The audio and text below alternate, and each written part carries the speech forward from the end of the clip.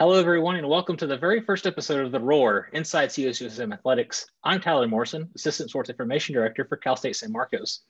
Thank you for joining us as we begin this new venture, Cal State San Marcos' first ever podcast. We started this podcast to give fans, students, faculty, staff, and everyone else insight into the inner workings of CSUSM Athletics. Each episode will focus on one particular topic and can be anything from a coach's interview to how we keep our grass looking green on our fields. Be sure to look out for new episodes on the first and third Monday of every month. If there's any questions you'd like to submit, drop us a line at sportsinfo@csusm.edu. We'd love to hear from you. Today's topic, what is SAAC?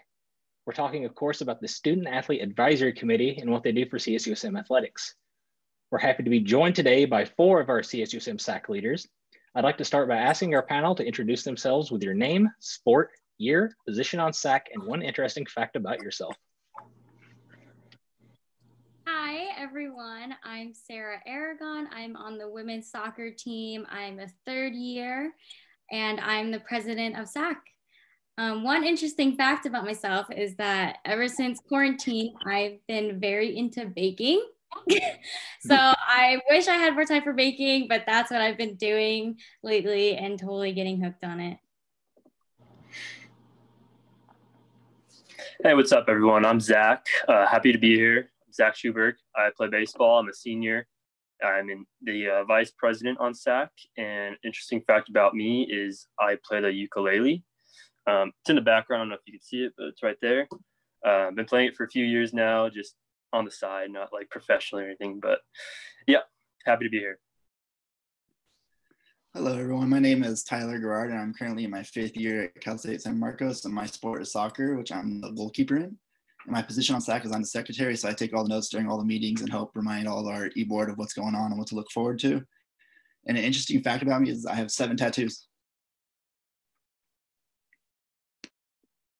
Hey everyone, I'm Sarah Julian, but I go by CC. I am on the women's track and field team, and I'm going into my 3rd year at Cal State San Marcos. I am the digital communications officer for SAAC, and one interesting fact about myself is that I hate cheese, but my favorite snack is goldfish. Awesome. Well, thank you all for being here today. I'll start off by asking you all to describe SAAC and its role in your own words. Yeah, so SAAC is pretty much made out of either 1, 2, or even 3 reps from each team, and they are all put onto one committee, and we plan events, we have meetings about our initiatives, and we pretty much just are the bridge between the athletic department and the student athletes at CSUSM. So we just plan events and do stuff that really enrich the lives of our student athletes at San Marcos. Yeah, like Sarah said, we act as a bridge between our student athletes and administration. A lot of times we get questions from our teammates that aren't really big enough to ask coaches or go to administration for. And, we have a lot of connections, and we do have a lot of power in administration. So we are able to help our teammates through that. And anything they need, we're here for them.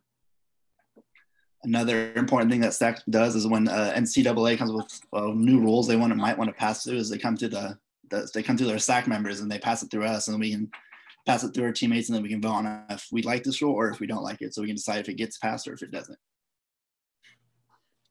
I think another really important role that SAAC has on campus is our role in communication, just because each SAAC rep on the team is responsible for keeping their team in the loop, whether that be giving them important updates about the school, delivering information about events on campus, or encouraging them to attend sports-related or non-sports-related functions. And I also think one of the most important goals is to make a positive impact on campus and in the lives of the students on campus. Excellent. Great explanation of what SAAC does. So what made you all want to become a SAAC leader?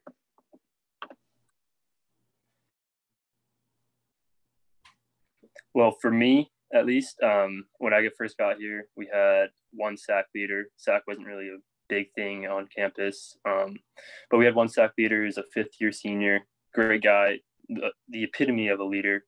And I looked up to that guy a lot. And then he graduated, and someone needed to fill his shoes, and I figured might as well. I wanted to get involved. My roommate was also getting into SAAC, so we had a good time doing it together, and yeah, that's how I got here. Yeah, for me, I guess it would be just wanting to be involved with athletics other than being a student athlete. It was my way to learn from the athletic department and kind of just the behind the scenes of everything and how everything worked and stuff like that. So I was definitely just intrigued and interested in that leadership role. I would agree with Sarah on that. Growing up in sports, like I've always gravitated towards leadership roles just because I really like creating connections with different people on the team, whether that be on my team or other people's teams. And so I think SAAC really helped me like grow in my leadership skills. And then on top of that, like last year, our SAAC president, Melody, I thought she did a fantastic job of like reaching out to everybody and wanting to make sure everybody on the team was like heard, or on the SAAC was heard. And so I think that definitely like encouraged me to want to be a part of it again this year and carry on that legacy. So yeah, I was kind of in the same position as Zach. Like my freshman year, we had a bunch of upperclassmen in SAAC, and then they were going to leave, and then so they're looking for someone to fill the gap. And I was like, I want to be involved in more than just sports. I want to show I've done a bunch of stuff outside sports, but I also want to represent my school. I figured SAAC would be a good way for me to step up and get involved more with school and help keep my teammates involved. Good. So, as a SAAC leader, or like, just a regular member of SAAC, what are the expectations and requirements of the group?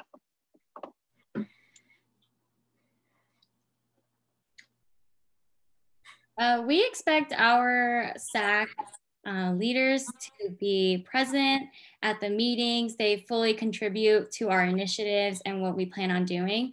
One of the biggest things, like Cece said earlier, is to get their team involved. A lot of their teammates may not even know about the events that are going on campus that we're planning. And so it's their job to tell them about it so that they can get their full experience and really just get more involved on campus other than just going to school, going to practice, going home. Yeah, I would say another expectation would be time management as well. We're student athletes, so in a normal season, we would have practices, we'd have classes, and then we'd have this on top of that. And it could get to be a lot at times, but time management's really key, and also communication. I know that Todd and Chrissy like to keep everyone in the loop and have everyone communicate well and have them email back and all that stuff. So that's also a really key component of SAAC. I would say over the years, expectations have definitely changed for SAAC, because we used to be, my freshman year, we were really small, and I never knew what it was. But now, like coming into my fifth year and like seeing how much it's changed, and we have our goals change every year. Like now we want to become closer with on-campus partners, not just athletics. Like we want to connect to the campus and athletics so we can have a stronger connection between the campuses. There's not that big of a gap like, oh, what's this and what's this. We can get everyone involved and have everyone support each other. I agree with Tyler on that. Like 2 years ago when I was a freshman, I didn't know what SAAC was. Like people would talk about it, but I feel like it doesn't have the presence on campus that it does now. And so I think like a really important thing to remember is that we are always repping San Marcos. And so it's important to know that other students on campus and student athletes look up to us. So we have to like just be good leaders on campus, know that future incoming athletes might look at our social media pages and they want to be encouraged, like, oh, this is a school that I want to go to. They're going to look at like the SAAC pages. They're going to look at the CSUSM Cougar Instagram page and that sort of thing. So I think we definitely need to maintain ourselves and just like show our support for the school, show our support for other student athletes, remain open-minded, and embrace and encourage an inclusive and diverse environment where everyone feels safe and comfortable. Yeah, and I think that's another reason that we were all excited to get involved, is because when we were freshmen, SAAC wasn't a big thing. And then we started hearing about it more, and it became more of a bigger deal on campus. And so we were excited to be a part of that growing culture that SAAC is bringing. And so contacting Christy and Todd was pretty exciting, letting them know that we wanted to be on SAAC. And then have them tell us back that absolutely we can be on it. It was a good feeling. It was exciting. We do hold our SAAC members at a high standard, especially with like Zach said earlier, with time management and school and their athletics. We have to maintain a certain GPA in order to stay on SAAC or to even get on it. Christy and Todd definitely do look into that when we email them about our interests and stuff like that. So we do hold our SAACs. We hold each other accountable for our GPA and more than just being an athlete and leaders. Okay. So, you know, I'm sure you guys work on a lot of projects with SAAC. What are some that you've previously worked on, and, you know, what was your experience like with that? For me, last year before we had COVID hit, we volunteered at a local YMCA. So we got a bunch of volunteers from just not SAAC, but also our other teams. We went and we taught the kids sports for the day. So me and Sarah were in the soccer group. So we got to teach kids different soccer drills. We got to play soccer with them, and we eventually played with their parents. And it was just a really fun day. I felt like we brought the local community around us, and then our school, like we showed them like, oh, this is what, like, we're here for you. This is like we can do for you. Yeah, that event was absolutely amazing. It was back in January, and their main sport, it was the YMCA in Escondido, and their main sports were soccer, basketball, and volleyball. And so we had student athletes that were on track and field and baseball and softball that came. But it was so great that even if they weren't coaching their actual sport, they were still putting 110% into it. They were there 100% of the time for the players that they were playing with. They were trying to coach and help them shoot baskets. I mean, we were playing with kids and coaching kids that ranged from the youngest being about 3 to 4 years old to 13 years old. And so we were coaching about 200 kids throughout the whole day. And so just seeing our student athletes be present with them was probably the most rewarding feeling from that day, for sure.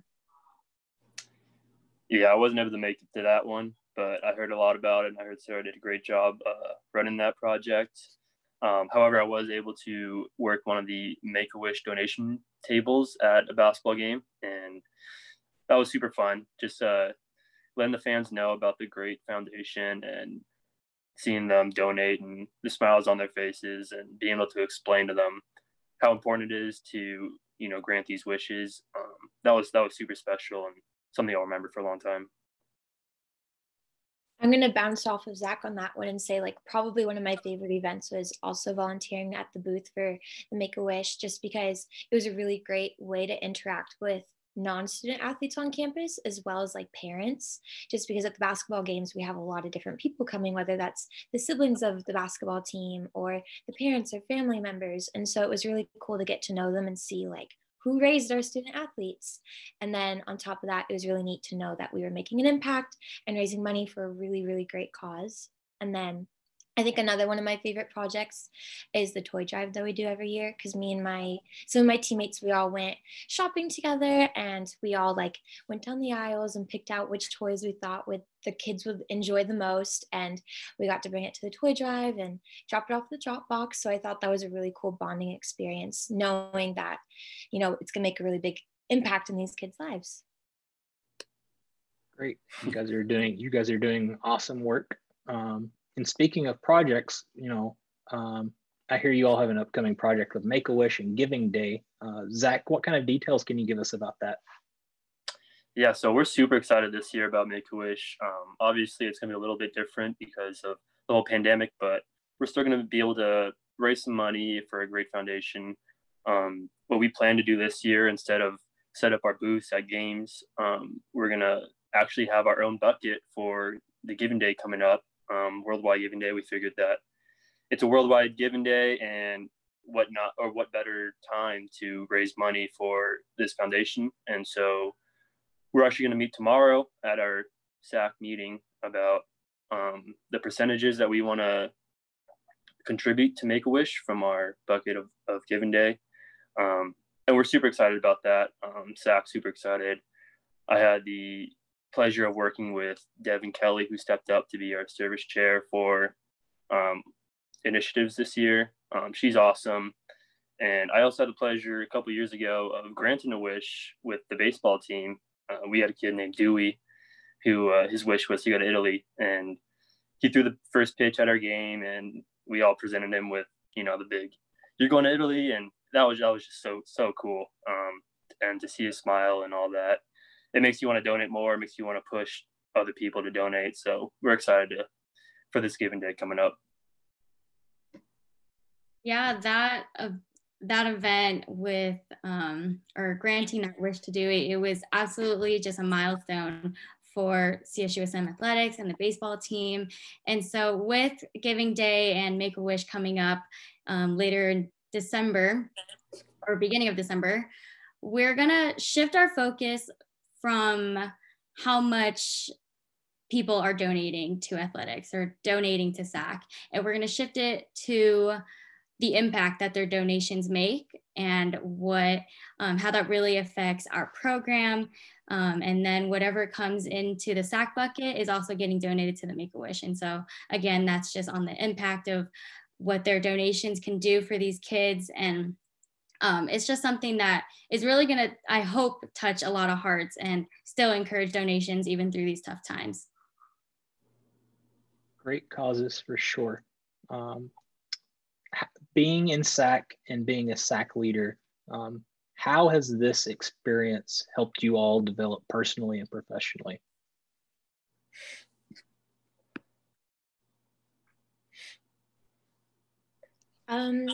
I would say being in SAAC has helped me a lot.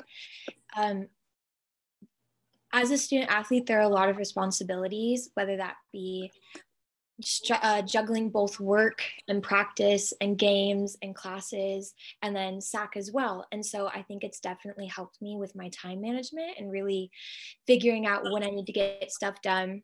It's helped me manage my stress as well. Like, I've realized that I really need to take a step back because we've had the privilege of having guest speakers come in and talk to us about our mental health and give resources needed to provide like what can help us with our stress reliever, that sort of thing, and how can we help our teams with that. So I think that's helped a lot in just like managing stress. And then as the digital communications officer, I'm also in charge of social media. So I think this position has helped me learn about how to connect with people online, and it's allowed me to be more versatile when things may not be going the way they were expected to go.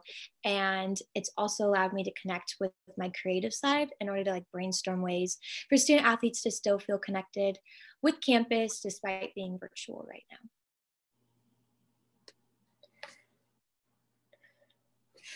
I think that SAAC has also given me a good feeling of feeling at home while on campus and through athletics, through all these all these projects that we do and all these meetings that we have. We spend a lot of time together, and so I've made some pretty good friends throughout SAAC. Also, Christy and Todd, they're awesome. Love them. So yeah, going to those meetings, they can be a drag at sometimes, but at the same time, it's really cool to see everybody and say what's up and connect with other teams. It's really cool. I would definitely say for SAAC, it's helped me become more of a leader because something like my freshman, sophomore year, I really wasn't outspoken. I was really quiet. I didn't really speak my mind a lot. So I think it's helping me speak my mind a lot. And if other people see me speaking my mind, they might speak their mind as well and figure more things out, and more people will get more info rather than just nothing being talked about. And being the secretary for SAAC, I have to take all the notes from all the meetings. So I think it helped me time manage almost, but like, yeah, I would say time management like CC. So I have to take the notes and I have to get sent out within 48 hours. And I have to remind everyone if you're not going to be at the meeting, tell me or Sarah by a certain time, and then just become more time organized and time management, I would say. Probably helped your handwriting too. A little bit. Yeah, I mean, SAAC has helped us in a lot of ways, not even just on the e-board, but hopefully just being in SAAC too. What helped me the most and what I've learned the most from SAAC is definitely the coordination and the teamwork that it takes for one event or for one home game. It's a lot that goes into it and a lot of moving parts that the student athletes don't always see. And so SAAC definitely gives us that little window of letting us learn from our athletic department and how they coordinate with one another into making it a very successful night. I hope to go into sports marketing after this, and so the operations and management behind it has definitely put me into those positions. Being a SAAC president, I definitely have been in uncomfortable positions, and so it helped me grow from that. And I mean, SAAC, big shout out to our SAAC members, to everyone, because they are absolutely amazing. They're great this year, despite everything that's happening. I couldn't think of a better group to go into this year with, for sure. And how can your fellow non-SAAC student athletes help and get involved? I mean, I can go off of what I said the last one. It's like, be outspoken, always try to be in the know, like find out who your SAAC reps are from your team and try to get involved with what they do. If they come ask your team like, oh, we need volunteers for this event, like who's looking to help, don't wait for other people to step up. Be the first one to step up. Because if you step up, other people will see you stepping up and then they'll want to get involved. And then the more people from your team involved, the better you have a better feeling by yourself and the better you make your team look. I would definitely agree with Tyler on that. Just like definitely other non-SAAC student athletes can step up, because again, communication is a big part of SAAC. And so we always communicate with our team members like, hey, this event's taking place, or this volunteer opportunity is taking place. Can any of you step up and be a leader in this moment and volunteer for it? And it's always really nice getting student leaders to step up into those roles, especially because it gives them the opportunity to get to know other teams as well. And so I think that's really important. And then like last week was the Diversity and Inclusion Week for the NCAA. And so one of the days was having each other's back. So basically focusing on the support different student athletes give each other. And so I think that ties in really well with this question, just because one of the days we showcased how different teams go and support other team members at other sporting events. So like the track team would go to the basketball and volleyball games to go support them, or the soccer games, whatever it may be. So I think that's really important too, is just going and showing your support to other student athletes on campus. Yeah, definitely adding on to that with Diversity and Inclusion Week last week, when we asked student athletes to send pictures or videos of them doing anything, we want as many as we can get, because we want different faces on our social media pages. We don't want the same SAAC faces on all of the posts. We want to get other athletes involved and really kind of share the love, you know, like we really want everyone to be on that page, really be invested into it. And so another way is definitely right now, especially right now with everything virtual, if CC wants to post something, I think that the best opportunity for them to get involved is to send pictures or videos. Yeah, and that's been one of our biggest struggles this year, is getting everyone involved. Since campus isn't open, since we don't have sporting events, how do we stay involved? And I think it's up to our teammates. It's up to those who are not on SAAC, just to stay involved and stay in the loop with everything that we're doing. It's a challenge, but it's just another one of those challenges that we'll take head on, and hopefully we'll come out on top. So, yeah. Excellent. And lastly, I'd like to talk about voting. I know you all are taking part in the CCA voting initiative. Tomorrow is election day. So why is it important that everyone vote?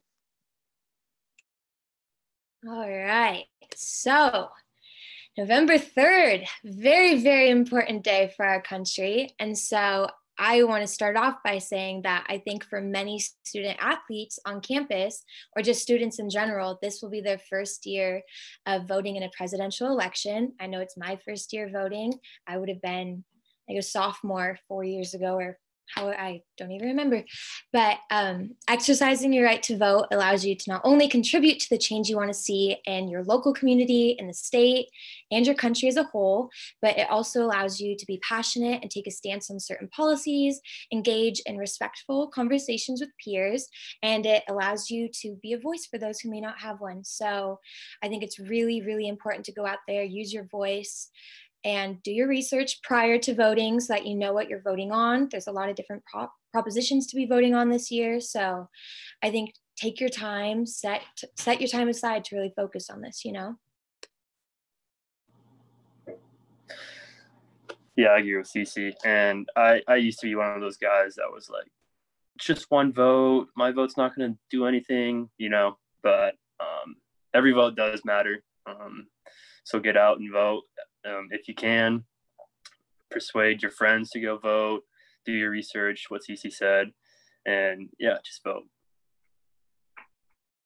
Yeah, I would say like no one can better represent yourself than you. So go out and vote what you think is best for you, what fits your view on everything, and don't rely on other people to make change. Step up and make change yourself. Yeah, I mean, everything that you guys are saying, I completely agree with. For me, I also think that everyone has an opinion, everyone has a stand. And so our peers, our generation, college students are probably is probably going to be the biggest group that's going to be voting this election. And so I've seen countless posts and videos and hashtags on social media about voting and about taking a stand. And so I think it's on November 3rd, tomorrow, it's a time to finally step away from the screens and put your words to action and to really cast your vote and get them in. It's our time. It's going to be our future. So super important. Couldn't have said it better myself. All right. Well, I'd like to thank our SAAC leaders once again for joining us. We wish you guys all the best as you continue this academic year. That concludes the very first episode of The Roar Inside CSUSM Athletics. Hopefully you've enjoyed learning more about Cougar Athletics, and tune in for future episodes. Our next episode will cover the new Carry Squad and the CCA Diversity and Inclusion Committee. That episode will be available beginning on November 16th. Once again, if you'd like to submit a question for our guest, please email sportsinfo@csusm.edu. Thanks so much for tuning in. We'll catch you next time on The Roar.